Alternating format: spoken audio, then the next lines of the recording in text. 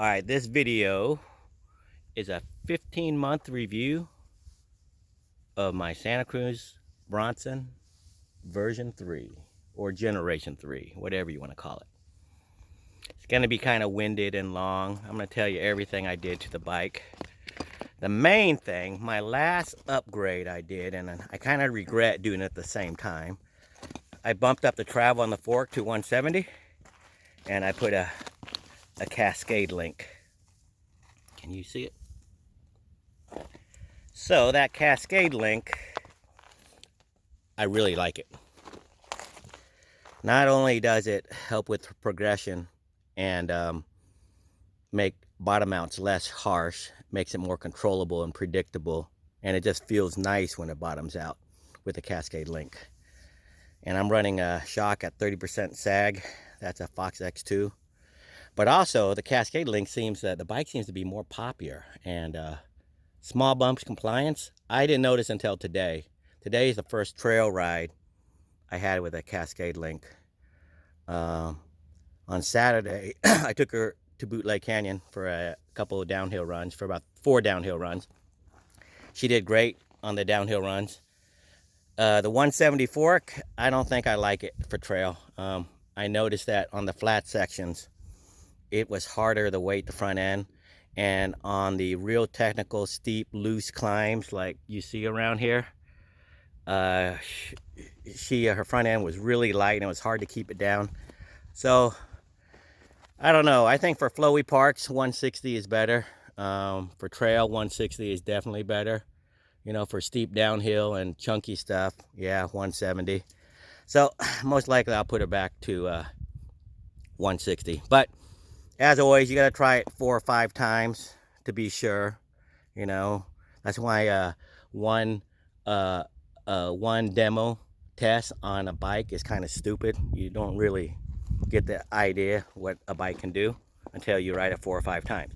And then you make adjustments. So the adjustments I made, so you have a Fox X2. I kind of replaced that about 6-7 months ago, I think. Forgot when exactly. That immediately made the progressive nature of meaning like that helped with the progression a lot, because I was able to put in 3 or 4 tokens in the X2, and that helped with the bottom out. But the Cascade Link makes her even more progressive now. I had 4 tokens at Bootleg. I took 1 out. I'm riding 3 now, so I'm going to try it with 3 and maybe a little bit less air.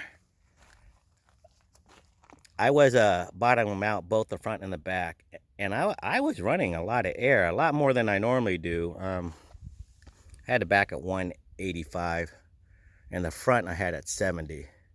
I normally run the front at 65 or 60 even, but I was bottoming out both the fork and the shock at Bootleg Canyon, so it didn't feel like I was overspring at Bootleg. And today felt like I was a little bit overspring on the front end. So that's probably what I did wrong today. I should have dropped the PSI 10 pounds in the fork. The rear end feels great though. I probably could keep that the same. She pedals really nice. So 15-month review. I am very happy with her. The upgrades. I think for a general trail bike, I still prefer my Ritmo, but you know, 27.5 wheels are really fun. They're easier to move around, and fun factor is just much better. So I think I went over this bike a lot already. I have her at 11 speed, E13 cassette in the rear, Saint brakes front and rear, 180 rear, 203 front, 2019 Fox X2 Grip 2 fork, 2019 Ibis Ritmo Tune Fox X2 in the rear. Right now with 3 tokens. I got 2 tokens in the fork, and I like the progression on that. So Cascade Link, kind of envy cockpit, very pricey, but well worth it. You know, as you can see, I got a Fox Kashima coat transfer dropper post. So overall, I'm very happy with this bike. I don't ever see replacing her. I don't think there's anything out there that makes her worth replacing, at least for a 27.5 wheel. Same thing with my Ripmo. Man, my Ripmo is a smasher now that I have a minus 1.5 degree angle set. And I think I'm gonna leave the Ripmo fork at 160. And most likely I'm gonna drop this fork back to 160, but I'm gonna try it for 4 or 5 more rides, see how she does. One thing I don't have in the Fox X2 is the bearing in the back. I do have one, but I kind of want to ride her with the Cascade Link for a while without it to see if I notice a difference when I do swap over the bearings. One thing I really have different than most people on mountain bikes is I got 155 millimeter Canfield cranks. These cranks, man, it enables me to ride the big gears easier. And also my saddle position is not as important. I still can lay down power.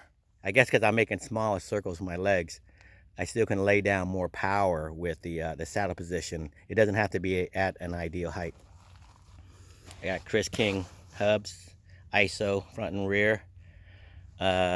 These wheels were actually Ibis 741s with Ibis hubs and DT 350 back, but I took it out and put on boost hubs because they were standard hubs back then, 142 and 100.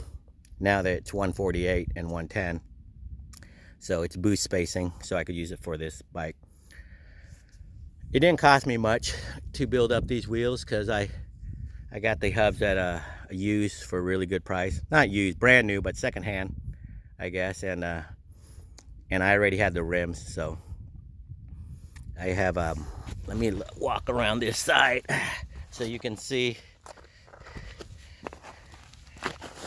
Got an oval chainring, E13 cassette, SRAM, XX1 rear derailleur, 11 speed, HT AE03 pedals. They took a lot of bashing still, holding up. Absolutely black oval chainring. See if I'm missing anything. Of course, XX1 shifter, wolf tooth remote. Oh yeah, the seat. This seat, I really like the seat. It's like a Specialized Evo, but it's a Chinese copy. And it was only like $35 shipped to my house from eBay, from China. And I have it on all my bikes now. It's really light. It's only like 130 grams. So, yep, that's my Bronson. 15-month. She's been great. Took her to Crestwell Bike Park a couple times. Keystone. Trail riding. She does great. Bootleg Canyon. Downhill smasher with the Cascade Link. So I think the Cascade Link is a huge improvement for this bike. Very huge. I mean, I'm talking, it really makes the bike more of a smasher, and you can abuse it more and much more forgiving. She was pretty good with the RCT shock and this factory link until you started to take chunkier stuff faster. Then she got kind of hairy because the harsh bottom out. But now I don't feel like I need anything more downhill. And my Ripmo is the same way. I don't feel like I need more travel in the rear of my Ripmo or this bike. The Ripmo, though, I wish it had a little more progression. But because it has 29 wheels, it does roll better. And I do feel I do go faster on the Ripmo. So overall I prefer the Ripmo. For bike park, definitely this bike. And for general trail riding, the Ripmo. If I need to go more travel, I would just ride my downhill bike. That's how I feel about. That's how capable I feel this bike is. I did rent a Mega Tower for 3 days, a X01 build. It was a $8,000 build.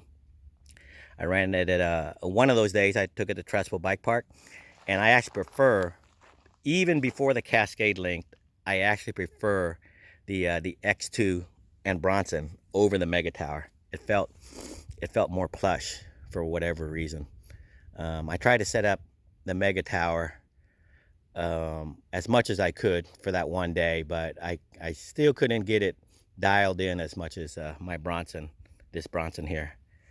So yeah, as you can see, great looking bike. Look. So, all right guys, talk to you later.